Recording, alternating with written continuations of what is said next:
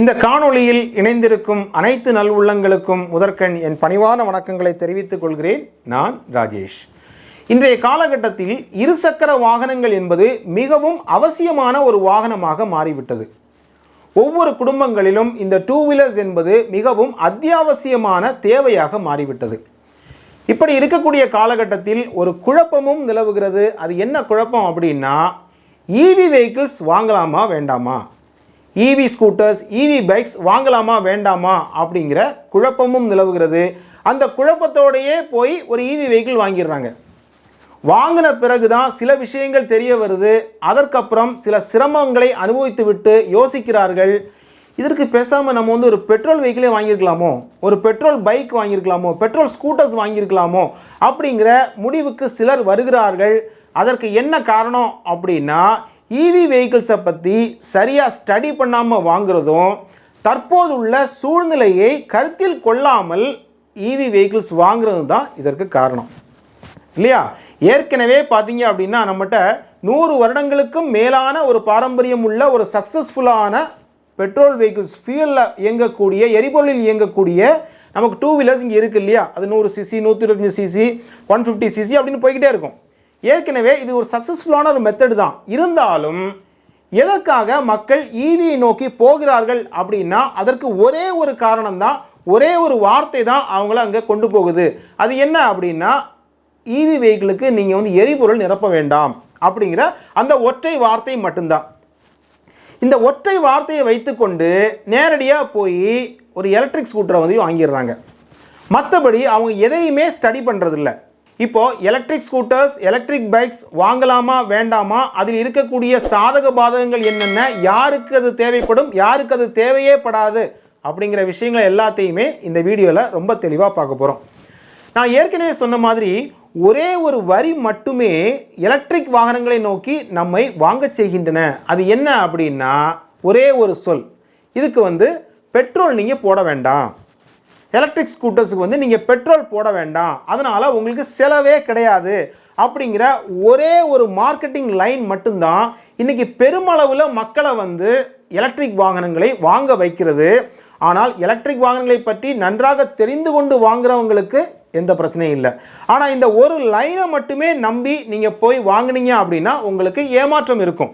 அதே மாதிரி பக்கத்து வீட்டில் பார்த்தீங்கன்னா ஒருத்தர் ஒரு எலக்ட்ரிக் ஸ்கூட்டர் வாங்கியிருப்பார். சொந்தக்காரங்களில் ஒருத்தங்க வாங்கியிருப்பாங்க.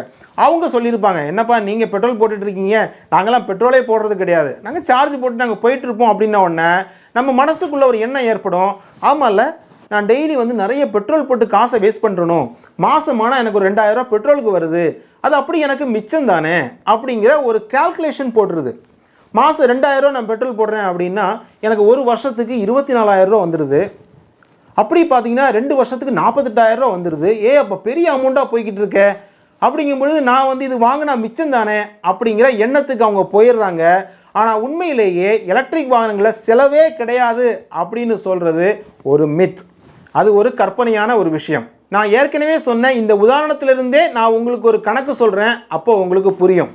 இப்போ நான் ஏற்கனவே சொன்னேன், ஒரு மாதத்துக்கு 2000 ரூபாய்க்கு பெட்ரோல் போடுறவங்க 2 வருஷத்துக்கு 48,000 ரூபாய்க்கு போட்டிருப்பாங்க, 3 வருஷத்துக்கு 72,000 ரூபாய்க்கு பெட்ரோல் போட்டிருப்பாங்க அப்படின்னே வைப்போம். இப்போ அப்படியே பார்த்தீங்க அப்படின்னா நான் ஒரு எலக்ட்ரிக் வாகனங்களுக்கு வர்றேன். அப்படி வந்தீங்க அப்படின்னா அதுக்கு செலவே கிடையாதா? ஒரு 3 வருஷம் ஆயிருக்கு, பேட்டரியில் ஒரு கம்ப்ளைண்ட் வருதுன்னு வைங்களேன். இப்போ பார்த்தீங்கன்னா நிறைய பேர் இந்த பேட்டரியை கணக்கில் எடுக்கிறதே கிடையாது. எலக்ட்ரிக் வாகனங்களில் பேட்டரி தான் பெரிய அளவில் செலவு வைக்கக்கூடியது. அதை நீங்கள் மாற்றும் பொழுது ஒரு பெரிய தொகை உங்களுக்கு தேவைப்படுகிறது. இதை யாருமே கணக்கில் எடுக்கிறதே கிடையாது. இப்போ பார்த்தீங்கன்னா ஒரு எக்ஸாம்பிளுக்கே வைப்போம், ஒரு 5 வருஷம் உங்களுக்கு வாரண்டி கொடுத்த பேட்டரி ஒரு 3 வருஷத்தில் உங்களுக்கு போயிருச்சுன்னே வைப்போம். சரி, அது மாற்ற வேண்டிய சூழ்நிலை வந்தால், ஒரு உதாரணத்துக்கு சொல்கிறேன், ஒரு 4 கிலோவாட் உள்ள ஒரு பேட்டரியை நீங்கள் இன்றைக்கி மாற்றணும் அப்படின்னா 87,000 ரூபாய் வரும், 87,000. இதை யாராவது கணக்கில் எடுக்கிறீங்களா? எடுக்கிறது இல்லை. சரி, அது மட்டும் இல்லாமல் நீங்கள் கரண்ட் பில் என்றைக்காவது கேல்குலேட் பண்ணுறீங்களா? சார்ஜ் சும்மா வந்துடுமா? வீட்டில் கொண்டு நீங்கள் சார்ஜ் போடுறீங்க இல்லையா? சார்ஜ் போடும் பொழுது ஒருவேளை உங்கள் வீட்டில் கரண்ட் ஒரு லிமிட்டாக வந்துட்டு இருக்கு. உதாரணத்துக்கு ஒரு 400க்கு உள்ளே வருதுன்னு வைங்களேன், 400 யூனிட்டுக்குள்ளே தான் உங்கள் வீட்டில் கரண்ட் ஓடிக்கிட்டு இருக்கு அப்படின்னா உங்களுக்கு இப்போதைய சூழ்நிலையில் ஒரு யூனிட்டுக்கு எவ்வளோ வரும் அப்படின்னா 4 ரூபா 50 காசு வரும். இப்போதைய சூழ்நிலையில், ஃபியூச்சரில் அது மாறலாம். 4 ரூபா 50 காசு வச்சு நீங்கள் 400 யூனிட்டுக்கு கால்குலேட் பண்ணி நீங்கள் கரண்ட் பில் கட்டுவீங்க. அதுவே ஒருவேளை நீங்கள் எலக்ட்ரிக் வாகனங்கள் வாங்கிய பிறகு நீங்கள் ஒருவேளை சார்ஜ் போடுறீங்க, உங்களுக்கு ஒரு 200 யூனிட் வந்துருச்சுன்னு வைங்களேன். சரி, 200 வேண்டாம், 100 யூனிட்டு கூட வந்துட்டு அப்படின்னா 400லேருந்து எங்கே போகும்? அது 500க்கு போகும். ஆனால் டேரிஃப் எப்படி அப்படின்னா 400க்கு மேலே உங்களுக்கு போயிடுச்சு அப்படின்னா ஒரு யூனிட்டுக்கு நீங்கள் 6 ரூபா பே பண்ணணும். அப்போது நீங்கள் அந்த 100 யூனிட் ஓடினதுக்கு நீங்கள் எவ்வளோ பே பண்ணுவீங்க? 600 ரூபா பே பண்ணுவீங்க. அதை ஏன் நீங்கள் கணக்கில் எடுக்கிறது இல்லை? ரைட்டா? சரி, ஒருவேளை உங்கள் வீட்டில் வந்து 400 யூனிட் ஓன இடத்துல நீங்கள் நிறைய சார்ஜ் போட்டுட்டீங்க, ஒரு 200 யூனிட் ஓடிடுச்சு அப்படின்னு வைப்போம். அப்படி ஓடிச்சு அப்படின்னா 500க்கு மேலே போச்சு அப்படின்னா நீங்கள் 8 ரூபா பே பண்ணணும் யூனிட்டுக்கு. அப்போ நீங்கள் நல்லா யோசிச்சு பாருங்கள், 400 யூனிட்டுக்கு ஓடினா உங்கள் வீட்டில் நீங்கள் 500க்கு மேலே போனால் ஒரு யூனிட்டுக்கு 6 ரூபா பே பண்ணுவீங்க. அதே மாதிரி 500க்கு மேலே போனால் நீங்கள் 8 ரூபா பே பண்ணுவீங்க. அப்போ கணக்கு பார்த்தா இந்த 100க்கு ஒரு 600 ரூபாயும் அந்த 100க்கு ஒரு 800 ரூபாயும் சேர்த்து 1400 ரூபா நீங்கள் கரண்ட் பில்லு எக்ஸ்ட்ரா பே பண்ணுவீங்க ஒரு வண்டியை நீங்கள் சார்ஜ் போட்டதுனால. அப்போது நீங்கள் பெட்ரோல் இல்லை என்று நீங்கள் கணக்கு எடுத்துக்கிட்டீங்க அப்படின்னா அப்போ இந்த சார்ஜுக்கான காசு நீங்கள் எங்கேருந்து கொடுப்பீங்க? சும்மா வருதா? அப்போது நீங்கள் சார்ஜ் பண்ணுறதுக்கும் நீங்கள் கரண்ட் பில் பே பண்ணுறீங்க. அதே மாதிரி பேட்டரி மாற்றும் பொழுது நான் 4 கிலோவாட்டை வந்து ஒரு எக்ஸாம்பிள் சொன்னேன். இதே மாதிரி பல வண்டிகளையும் ஒவ்வொரு ரேட்டில் இருக்கும். 4 கிலோவாட்டுக்கு இன்னைய நிலைமையில் வந்து 87,000 ரூபாய் வரும். அதே இது நம்ம பெட்ரோல் வாகனங்கள் என்ன பண்ணுவோம்? அப்பப்போ தேவைக்கு 100 ரூபாய்க்கு 50 ரூபாய்க்கு பெட்ரோல் போட்டுக்கோன்னு வைங்களேன்.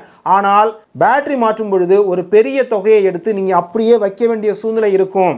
அதே மாதிரி அந்த சூழ்நிலையில் உங்களுக்கு காசு நீங்கள் இல்லை அப்படின்னு வரும்பொழுது வண்டியை நிறுத்தி வைக்க வேண்டிய சூழ்நிலை வரும். அந்த இடத்துல வச்சு நிறைய பேர் யோசிக்கிறாங்க, இதுக்கு பேசாமல் ஒரு பெட்ரோல் வண்டி வாங்கி விட்டுருக்கலாமோ அப்படிங்கிற எண்ணத்துக்கு முடிவுக்கு வந்துடுறாங்க. நான் ஒரு ஈவி வெஹிக்கிள் வாங்குறதுனால முழுமையாக வந்து இந்த உலகத்துக்கு நான் வந்து ஒரு நன்மை செய்கிறேன் அப்படின்னு நீங்கள் நினச்சிங்கன்னா அது கிடையாது. அதாவது நீங்கள் வண்டி ஓட்டுற இடத்துல உங்களுக்கு எந்தவித பொல்யூஷனும் கிடையாது. ஆனால் உண்மை என்னவென்றால் நீங்கள் எங்கோ ஒரு இடத்துல அது பொல்யூஷன் ஆகிக்கிட்டு தான் இருக்குது. எப்படின்னு சொல்லட்டுமா? இன்றைக்கு ஒரு பேட்டரி தயாரிக்கிறாங்க அப்படின்னா பேட்டரியே வா அப்படின்னு வந்துருமா? வராது. இப்போ லித்தியம் பேட்டரி இருக்குது அப்படின்னா அதை எங்கேருந்து தயாரிக்கிறாங்க? கனிம பொருட்களை வந்து எங்கேருந்து எடுப்பாங்க? மண்ணிலேருந்து தான் எடுப்பாங்க இல்லையா? நம்ம மைனிங் சொல்கிறோம், கோல்டு வந்து மைனிங் பண்ணி எடுக்கிறோம்ல, கோல் நம்ம வந்து நிலக்கரியை வந்து மைனிங் பண்ணி எடுக்கிறோம்ல, அதே மாதிரி லித்தியத்தை எங்கேருந்து எடுப்பாங்க? மண்ணிலேருந்து எடுப்பாங்க. சும்மா எடுத்து செய்ய முடியுமா? அதை எரிப்பாங்க இல்லையா? அப்போ எரிக்கும் பொழுது சும்மா இருக்குமா? புகை வரும்ல, அதில் எவ்வளவு நச்சு வாயுக்கள் இருக்கும் தெரியுமா? அப்போ ஒரு பேட்டரி தயாரிக்கப்படும் பொழுது உலகத்தில் எங்கோ ஒரு இடத்தில் தயாரிக்கப்படும் பொழுது அங்கே அது பொல்யூஷன் ஆகத்தான் செய்யுது. ரைட்டா? நாம் நினச்சிக்கிட்டு இருக்கோம் பொல்யூஷன் ஆகலை அப்படின்ட்டு. உலகம் என்பது எனது வீடு என்று நீங்கள் கருதினால் அது எங்கோ ஒரு இடத்தில் அது தன்னுடைய நச்சுத்தன்மையை வெளிப்படுத்தத்தான் செய்கிறது. ரைட்டா? அந்த புகை வெளியே வந்துருச்சு, சரி, தேவையான அளவுக்கு அங்கே பொல்யூஷன் நம்ம பண்ணியாச்சு. சரி, அடுத்தது ரெண்டாவது என்ன பண்ணுறோம்? ரைட்டு, சார்ஜ் போடுறோம். சார்ஜுக்கு வந்து பவர் எங்கேருந்து வரும்? சும்மா வந்துருமா? இன்றைக்கி நமக்கு வந்து இந்தியாவில் பெரும்பாலும் பார்த்தீங்க அப்படின்னா ஒரு 25% இருக்குன்னு நினைக்கிறேன். அது மட்டும்தான் நமக்கு காற்றாலைகள் மூலமாக வருது. அதில் வந்து பார்த்திங்கன்னா பொல்யூஷன் கிடையாது. மற்ற எனர்ஜிலாம் பார்த்தீங்கன்னா அனல் மின் நிலையம், அணு மின் நிலையம், இது எல்லாமே பார்த்தீங்கன்னா பொல்யூஷன் வந்து பண்ணலன்னு நினைக்கிறீங்களா? ஏர் பொல்யூஷன் எவ்வளோ ஆகும்? நீங்கள் அனல் மின் நிலையத்தில் நிலக்கரி மூலமாக பண்ணக்கூடிய இடத்துல எவ்வளோ ஏர் பொல்யூஷன் ஆகும் இல்லையா? அப்படிங்கும் பொழுது எங்கோ ஒரு இடத்தில் அந்த பொல்யூஷன் ஆகிட்டு தான் இருக்குது. நாம் என்ன நினச்சிட்டு இருக்கோம்? நம்ம சேஃபாக இருக்குங்க, நமக்கு எந்த பொல்யூஷன் இல்லை, எந்த புகையும் வரல. நான் ஒரு உதாரணம் சொல்கிறேன். இப்போ என் வீட்டில் இருந்து ஒரு குப்பையை எடுத்து எனக்கு பக்கத்தில் ஒரு கிரவுண்ட் இருக்குது, எம்டி கிரவுண்ட் இருக்குது, நான் அங்கே வந்து தட்டிட்டு வந்துட்டேன் அப்படின்னா எனக்கு மனசுக்குள்ளே ஒரு சந்தோஷப்படுறதுல என்ன இருக்குது? நான் தட்டிட்டு வந்துட்டேன், என் வீடு க்ளீனாக இருக்குது. ஆனால் நான் பக்கத்தில் கொண்டு குப்பையை தட்டிட்டேன் அப்படின்னா அதிலிருந்து வரக்கூடிய கொசு திரும்ப வந்து என்ன கடிக்கத்தான் செய்யும். சரிதானா? நீங்கள் இன்றைக்கி அண்டார்டிகாவில் பனி உருகிறதுன்னு நம்ம செய்தியில் கேட்குறோம். அந்த பனி உருகிறது பார்த்தீங்க அப்படின்னா நமக்கும் எதிர்காலத்தில் ஆபத்து தான். சரியா? எத்தனையோ 1000 கிலோமீட்டர் தள்ளி இருக்கக்கூடிய இடத்துல நடக்கக்கூடிய ஒரு சம்பவங்கள் கூட நமக்கு எதிர்காலத்தில் பாதிப்பை ஏற்படுத்த தான் செய்யும் இல்லையா? அதே மாதிரி தான் இன்னைக்கு எலக்ட்ரிக் வெஹிக்கிள் வந்து நம்ம யூஸ் பண்ணுறதுனால 100% நான் இந்த சமுதாயத்துக்கு வந்து நல்லது பண்ணிட்டேன், நான் பொல்யூஷனே பண்ணலை அப்படிங்கிறது ஒரு மித். நிச்சயமாக கிடையாது. நமக்கு வந்து நாய்ஸ் பொல்யூஷன் சொல்கிறேன், அது கிடையாது. இன்றைக்கி வந்து சவுண்ட் எதுவும் வராது, நாய்ஸ் பொல்யூஷன் சொல்லலாம், ஓகே. ஆனால் ஏர் பொல்யூஷன்லாம் ஆகுதான்னு கேட்டால் ஆகத்தான் செய்யுது. ஆனால் நம்மளுடைய இருக்கிற இடத்துல ஆகலை, வேறு ஒரு இடத்துல பயங்கரமாக ஆகிக்கிட்டு இருக்கு. நிச்சயமாக பார்த்தீங்க அப்படின்னா அது என்ன உலகம் பரவாமலாக இருக்கும் சொல்லுங்கள் பார்ப்போம். ஒரு இடத்துல ஏற்படுறது கண்டிப்பாக இன்னொரு இடத்துக்கு தீங்கை விளைவிக்க தான் செய்யும். அப்படிங்கும் பொழுது இது ஒரு மாற்றம். அதாவது நாளைக்கு ஃபியூயல் கிடைக்காம போனால், எரிபொருள்கள் கிடைக்காமல் போனால் அதற்கு என்ன வழி உண்டோ அதைத்தான் இப்போ தேடி இருக்கிறாங்களே தவிர அதனால் ஃபுல்லாக க்ரீனாக மாறிட்டோன்னு அர்த்தம் கிடையாது.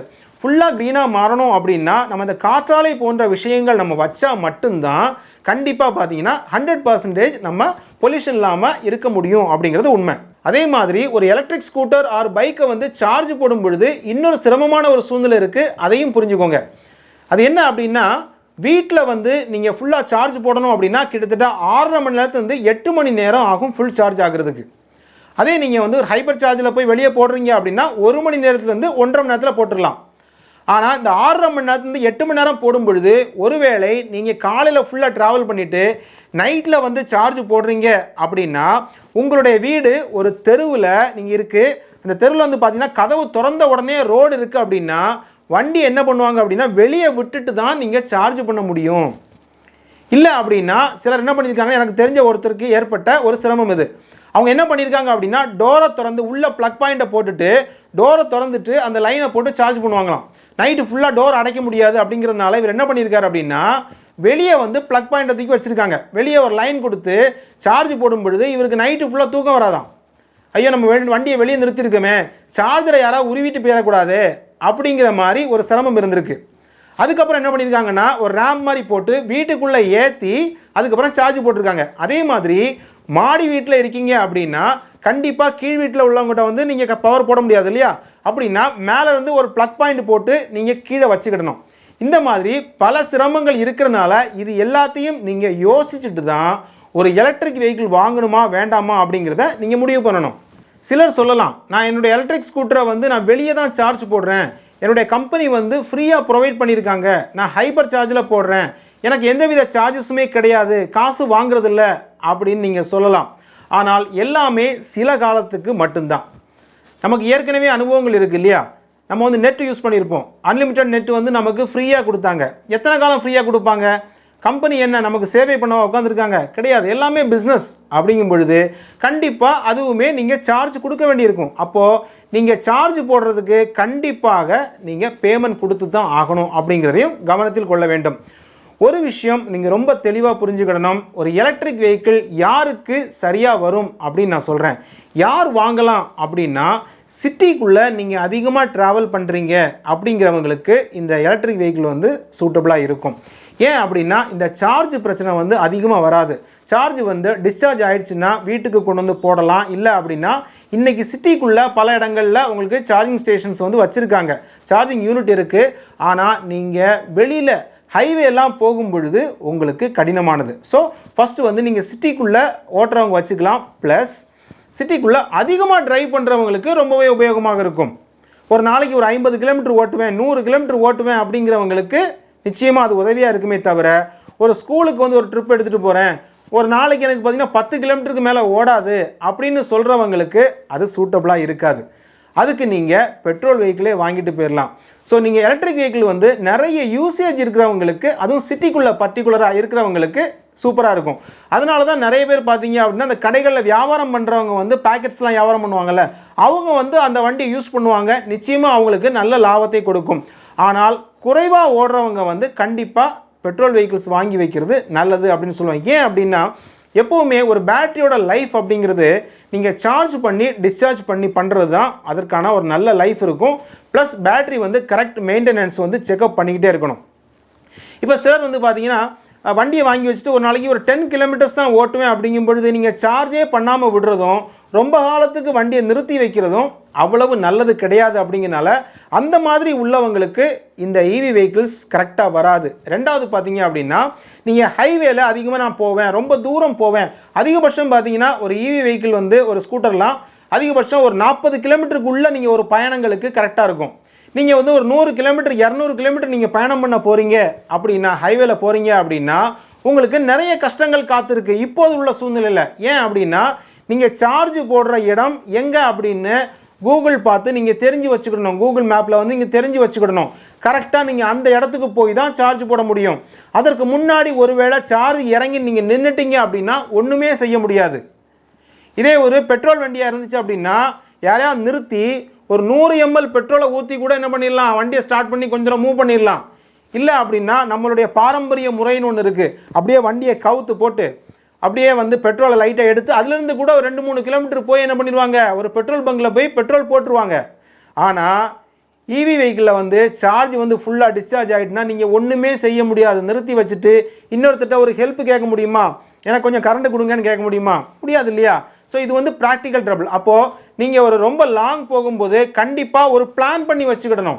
அதாவது எந்தெந்த இடத்துல உங்களுக்கு சார்ஜிங் ஸ்டேஷன் இருக்குது அப்படின்னு நீங்கள் தெரிஞ்சு வச்சுக்கிடணும். அது மட்டும் இல்லாமல் சார்ஜிங் ஸ்டேஷன் போன உடனே ஒரே ஒரு சார்ஜிங் யூனிட் இருக்குன்னு வைங்களேன், அங்கே ஏற்கனவே ஒருத்தர் சார்ஜ் போட்டிருக்காரு அப்படின்னா நீங்கள் ஒரு 1 மணி நேரம் உட்காந்துருக்கணும். அவர் சார்ஜ் முடிக்கிற வரைக்கும் உட்காந்து அதுக்கப்புறம் தான் நீங்கள் சார்ஜ் போட முடியும்.